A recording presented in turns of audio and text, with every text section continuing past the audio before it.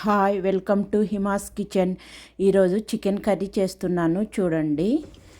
Stove మీద ఒక కడాయి పెట్టుకొని అందులో ఒక 3-4 స్పూన్లు నూనె వేసుకొని తర్వాత హోల్ గరం మసాలా అన్నీ వేసుకోవాలి. ఆ తర్వాత ఆనియన్స్ వేసి మగ్గించుకోవాలి. అవి మగ్గిపోయిన తర్వాత కరివేపాకు వేసుకోవాలి. తర్వాత పసుపు, సాల్టు, అల్లం పేస్టు వేసుకోవాలి. అల్లం పేస్ట్ పచ్చివాసన పోయేంత వరకు వేయించుకోవాలి.